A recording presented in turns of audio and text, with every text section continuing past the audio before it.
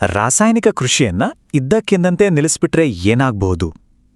ಈ ಪ್ರಶ್ನೆ ಕೇಳಿದ ತಕ್ಷಣ ಸಾಮಾನ್ಯವಾಗಿ ನಮ್ಮ ತಲೆಗೆ ಬರೋದೇ ಬೆಳೆ, ಇಳುವರಿ, ಮಾರ್ಕೆಟ್ ಅಲ್ವಾ?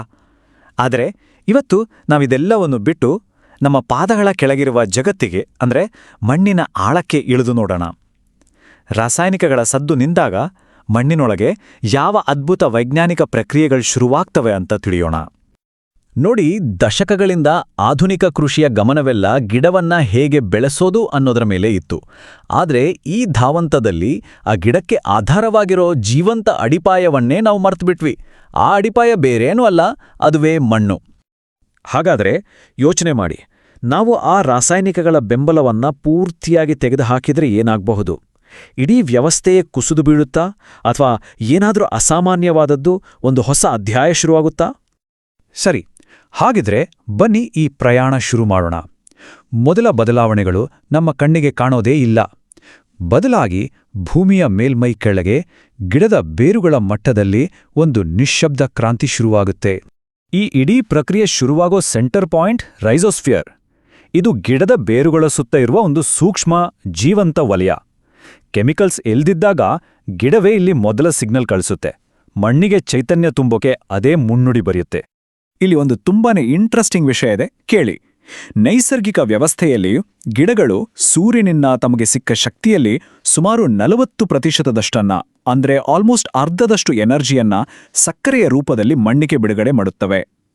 ಇದು ಮಣ್ಣಲ್ಲಿ ಮಲಗಿರೋ ಕೋಟ್ಯಾಂತರ ಸೂಕ್ಷ್ಮ ಜೀವಿಗಳನ್ನ ಎಬ್ಬಿಸೋಕೆ ಕಳಿಸೋ ಒಂದು ಸೀಕ್ರೆಟ್ ಅಂಡರ್ಗ್ರೌಂಡ್ ಲ್ಯಾಂಗ್ವೇಜ್ ಇದ್ದ ಹಾಗೆ.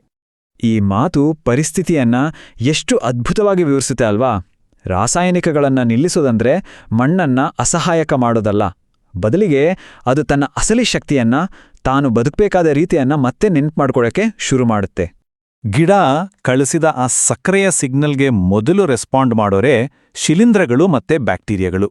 ಇವರೇ ನೋಡಿ ಮಣ್ಣಿನ ಇಡೀ ಸ್ಟ್ರಕ್ಚರನ್ನೇ ಬದಲಾಯಿಸೋ ಅಂಡರ್ಗ್ರೌಂಡ್ ಆರ್ಕಿಟೆಕ್ಟ್ಸ್. ಇದನ್ನ ಕೇಳಿದ್ರೆ ನೀವು ಆಶ್ಚರ್ಯ ಪಡ್ತೀರಾ. ಮೈಕೋರೈಸಲ್ ನೆಟ್ವರ್ಕ್ ಅನ್ನೋದು ಮಣ್ಣಿನ ಕೆಳಗೆ ಹರಡಿರೋ ಒಂದು ಜೀವಂತ ಇಂಟರ್ನೆಟ್ ಇದ್ದ ಹಾಗೆ. ಇದು ಬೇರಿನಿಂದ ಬೇರಿಗೆ, ಗಿಡದಿಂದ ಗಿಡಕ್ಕೆ ಸಂಪರ್ಕ ಕಲ್ಪಿಸೋ ಒಂದು ಅದ್ಭುತ ಸಂವಹನ ಜಾಲ. ಈ ಶಿಲೀಂಧ್ರ ಜಾಲಗಳು ಇಡೀ ಗಿಡಗಳ ಸಮುದಾಯಕ್ಕೆ ಒಂದು ಎಕ್ಸ್ಟೆಂಡೆಡ್ ಬೇರಿನ ಸಿಸ್ಟಮ್ ತರ ಕೆಲಸ ಮಾಡುತ್ತವೆ. ಬೇರುಗಳು ತಲುಪೋಕೆ ಆಗದ ಜಾಗದಿಂದ ನೀರು, ರಂಜಕದಂತಹ ಪೋಷಕಾಂಶಗಳನ್ನು ತಂದುಕೊಡುತ್ತವೆ. ಅಷ್ಟೇ ಅಲ್ಲ, ಅಕ್ಕಪಕ್ಕದ ಗಿಡಗಳ ನಡುವೆ ಸಂಪನ್ಮೂಲಗಳನ್ನು ಹಂಚಿಕೊಡ್ತವೆ. ಇದು ನಿಜಕ್ಕೂ ಒಂದು ಅದ್ಭುತ ಟೀಮ್ ವರ್ಕ್. ಇದೇ ಹೊತ್ತಲ್ಲಿ ಕೆಲವು ಸೂಕ್ಷ್ಮ ಜೀವಿಗಳು ಗ್ಲೋಮಾಲಿನ್ ಅನ್ನೋ ಒಂದು ನ್ಯಾಚುರಲ್ ಸೂಪರ್ ಗ್ಲೂನ ಉತ್ಪತ್ತಿ ಮಾಡುತ್ತೆ. ಇದು ಕಲ್ಲಂಗೆ ಗಟ್ಟಿಯಾಗಿದ್ದ ಮಣ್ಣಿನ ಕಣಗಳನ್ನ ಒಟ್ಟಿಗೆ ಸೇರಿಸಿ ಮೃದುವಾದ ಸ್ಪಂಜಿನಂತಿರೋ ಉಂಡೆಗಳನ್ನಾಗಿ ಮಾಡುತ್ತೆ. ಈ ರೀತಿ ಸಣ್ಣ ಸಣ್ಣ ಉಂಡೆಗಳು ಆದಾಗ ಏನಾಗುತ್ತೆ ಗೊತ್ತಾ? ಮಣ್ಣಿನಲ್ಲಿ ಗಾಳಿ ಮತ್ತೆ ನೀರು ಓಡಾಡೋಕೆ ಲಕ್ಷಾಂತರ ಸಣ್ಣ ದಾರಿಗಳು ತಯಾರಾಗುತ್ತವೆ. ಅಲ್ಲಿವರೆಗೂ ಗಟ್ಟಿಯಾಗಿದ್ದ ನೆಲ ಈಗ ಉಸಿರಾಡೋ ಒಂದು ಜೀವಂತ ಮಾಧ್ಯಮವಾಗಿ ಬದಲಾಗುತ್ತೆ. ಸರಿ, ಈಗ ಮಣ್ಣಿನ ಫಿಸಿಕಲ್ ಸ್ಟ್ರಕ್ಚರ್ ಬದಲಾಯಿತು. ಇದರ ಮುಂದಿನ ಪರಿಣಾಮ ಇನ್ನೂ ಅದ್ಭುತ. ಇಲ್ಲಿಂದ ಒಂದು ಸಂಪೂರ್ಣ ಜೀವಂತ ಪರಿಸರ ವ್ಯವಸ್ಥೆಯೇ ಮತ್ತೆ ಹುಟ್ಕೊಳ್ಳುತ್ತೆ. ಇದು ಒಂದರ ನಂತರ ಒಂದು ಜೀವ ಪ್ರಭೇದ ವಾಪಸ್ ಬರೋ ಒಂದು ಡಾಮಿನೋ ಎಫೆಕ್ಟ್ ಇದ್ದ ಹಾಗೆ. ಈ ಎರಡರ ನಡುವಿನ ವ್ಯತ್ಯಾಸವನ್ನ ಅರ್ಥ ಮಾಡ್ಕೊಳ್ಳೋದು ತುಂಬಾ ಮುಖ್ಯ. ರಾಸಾಯನಿಕ ಕೃಷಿ ಅನ್ನೋದು ಒಂದು ಒನ್ ವೇ ಸ್ಟ್ರೀಟ್ ಇದ್ದಾಗೆ, ಬಳಸಿ ಬಿಸಾಕೋ ಸಿಸ್ಟಮ್. ಆದ್ರೆ ನೈಸರ್ಗಿಕ ವ್ಯವಸ್ಥೆ ಒಂದು ಸೈಕಲ್ ತರ. ಪೋಷಕಾಂಶಗಳು ಎಲ್ಲೂ ವೇಸ್ಟ್ ಆಗದೆ ಅಲ್ಲೇ ಮರುಬಳಕೆಯಾಗುವ ಒಂದು ಜೀವಂತ ಬ್ಯಾಂಕ್ ಆಗಿ ಕೆಲಸ ಮಾಡುತ್ತೆ. ನೋಡಿ, ಈ ಆಹಾರ ಸರಪಳಿ ಹೇಗೆ ಮತ್ತೆ ಶುರುವಾಗತ್ತೆ ಅಂತ. ಮೊದಲು ಸಣ್ಣ ಬ್ಯಾಕ್ಟೀರಿಯಾ, ಫಂಗೈ, ಅವುಗಳನ್ನು ತಿನ್ನೋಕೆ ಪ್ರೋಟೋಜೋವಾಗಳು, ಅವುಗಳನ್ನು ತಿನ್ನೋಕೆ ದೊಡ್ಡ ಜೀವಿಗಳು, ಕೊನೆಗೆ ಎರೆಹುಳುಗಳು ಬಂದು ಇಡೀ ಮಣ್ಣನ್ನೇ ಉಳುಮೆ ಮಾಡಿ ಸಿದ್ಧಪಡಿಸ್ತವೆ.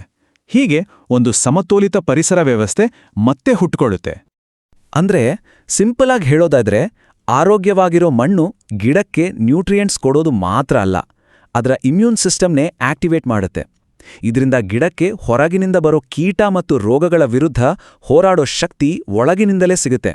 ಇಲ್ಲಿವರೆಗೂ ನಾವು ನೋಡಿದ್ದೆಲ್ಲ ಮಣ್ಣಿನ ಒಳಗೆ ನಡೀತಾ ಇದ್ದ ಕಣ್ಣಿಗೆ ಕಾಣದ ಬದಲಾವಣೆಗಳು. ಈಗ ಇವೆಲ್ಲ ಹೊರಗಿನ ಪ್ರಪಂಚದಲ್ಲಿ ಅಂದ್ರೆ ನಮಗೆ ಕಾಣಿಸೋ ಹಾಗೆ ಯಾವ ರೀತಿ ಒಳ್ಳೆ ರಿಸಲ್ಟ್ಸ್ ಕೊಡುತ್ತೆ ಅಂತ ನೋಡೋಣ. ಈ ಚಾರ್ಟ್ ನೋಡಿ. ಒಂದು ಕಡೆ ಕೆಮಿಕಲ್ಸ್ ಹಾಕಿದ ಮಣ್ಣು, ಇನ್ನೊಂದು ಕಡೆ ನೈಸರ್ಗಿಕವಾಗಿ ಆರೋಗ್ಯವಾಗಿರೋ ಮಣ್ಣು. ವ್ಯತ್ಯಾಸ ಸ್ಪಷ್ಟವಾಗಿದೆ. ಆರೋಗ್ಯವಂತ ಮಣ್ಣು ಒಂದು ದೊಡ್ಡ ಸ್ಪಾಂಜ್ ಇದ್ದಾಗೆ, ಇದು ನೀರನ್ನ ಹಿಡಿದಿಟ್ಕೊಳ್ಳೋದ್ರಿಂದ ಬರಗಾಲಕ್ಕೂ ಜಗ್ಗಲ್ಲ, ನೀರಾವರಿಯ ಖರ್ಚು ಕಡಿಮೆ. ಇಷ್ಟೇ ಅಲ್ಲ, ಬಹುಶಃ ಇದಕ್ಕಿಂತ ಮುಖ್ಯವಾದ ಇನ್ನೊಂದು ಲಾಭವಿದೆ. ಆರೋಗ್ಯಕರ ಮಣ್ಣು ವಾತಾವರಣದಲ್ಲಿರೋ ಹೆಚ್ಚುವರಿ ಕಾರ್ಬನ್ ಡೈಆಕ್ಸೈಡನ್ನ ಹೀರ್ಕೊಂಡು ತನ್ನೊಳಗೆ ಸುರಕ್ಷಿತವಾಗಿ ಲಾಕ್ ಮಾಡಿಡುತ್ತೆ. ಅಂದ್ರೆ ಇದು ಕೇವಲ ಕೃಷಿಯಲ್ಲ, ನಮ್ಮ ಪರಿಸರ ಸಂರಕ್ಷಣೆಗೂ ಒಂದು ದೊಡ್ಡ ಪರಿಹಾರ. ಆದ್ರೆ ಒಂದ್ ನಿಮಿಷ, ಈ ಬದಲಾವಣೆ ಅಷ್ಟು ಸುಲಭದ ದಾರಿಯಲ್ಲ. ಇದರಲ್ಲಿ ಸವಾಲುಗಳು ಇವೆ ಅನ್ನೋದನ್ನ ನಾವು ಒಪ್ಕೊಳ್ಳೇಬೇಕು. ಕೆಮಿಕಲ್ಸ್ ಮೇಲೆ ಡಿಪೆಂಡ್ ಆಗಿರೋ ಸಿಸ್ಟಮ್ನಿಂದ ಹೊರಬಂದಾಗ ಶುರುವಿನಲ್ಲಿ ಸ್ವಲ್ಪ ಇಳುವರಿ ಕಡಿಮೆ ಆಗ್ಬಹುದು. ಯಾಕಂದ್ರೆ ಮಣ್ಣು ಚೇತರಿಸ್ಕೊಡೋದು ಒಂದು ಕೆಮಿಕಲ್ ರಿಯಾಕ್ಷನ್ ತರ ಫಾಸ್ಟ್ ಅಲ್ಲ. ಇದು ಮ್ಯಾಜಿಕ್ ಅಲ್ಲ, ಇದೊಂದು ಬಯೋಲಾಜಿಕಲ್ ಪ್ರಾಸೆಸ್, ಸಮಯ ಹಿಡಿಯುತ್ತೆ. ಇವೆರಡೂ ಕೃಷಿ ಪದ್ಧತಿಗಳ ನಡುವಿನ ವ್ಯತ್ಯಾಸವನ್ನ ಒಂದೇ ವಾಕ್ಯದಲ್ಲಿ ಹೇಳೋದಾದರೆ, ರಾಸಾಯನಿಕ ಕೃಷಿ ಕೇವಲ ಗಿಡಕ್ಕೆ ಊಟ ಹಾಕುತ್ತೆ, ಆದರೆ ನೈಸರ್ಗಿಕ ಕೃಷಿ ಆ ಗಿಡಕ್ಕೆ ಜೀವ ಕೊಡುವ ಇಡೀ ಮಣ್ಣಿನ ವ್ಯವಸ್ಥೆಗೆ ಊಟ ಹಾಕುತ್ತೆ. ಕೊನೆಗೆ ನಾವು ಅರ್ಥ ಮಾಡ್ಕೊಳ್ಬೇಕಾದಿರೋದು ಇದನ್ನೇ. ಇದು ಕೇವಲ ಕೃಷಿ ಮಾಡುವ ವಿಧಾನದಲ್ಲಿನ ಬದಲಾವಣೆ ಅಲ್ಲ, ಇದು ನಮ್ಮ ಯೋಚನಾ ಲಹರಿಯಲ್ಲಿ ಆಗಬೇಕಾದ ಬದಲಾವಣೆ. ಮಣ್ಣು ಒಂದೇ ಗಿಡ ನೆಡೋಕಿರೋ ಒಂದು ಡಬ್ಬಿ ಅಲ್ಲ, ಅದು ಜೀವಂತ, ಅದೊಂದು ಕೋಟ್ಯಾಂತರ ಜೀವಿಗಳ ಸಮುದಾಯ. ಈ ಒಂದು ಅದ್ಭುತವಾದ ಭರವಸೆ ಮೂಡಿಸೋ ಯೋಚನೆಯೊಂದಿಗೆ ಈ ವಿಶ್ಲೇಷಣೆಯನ್ನ ಮುಗಿಸೋಣ. ಮಣ್ಣು ತನ್ನ ಚೇತರಿಕೆಯ ಸಾಮರ್ಥ್ಯವನ್ನ ಯಾವತ್ತೂ ಕಳ್ಕೊಂಡಿರ್ಲಿಲ್ಲ. ಅದು ಕೇವಲ ನಾವು ಅದಕ್ಕೆ ಒಂದು ಅವಕಾಶ ಕೊಡ್ಲಿ ಅಂತ ಕಾಯ್ತಾ ಇತ್ತು.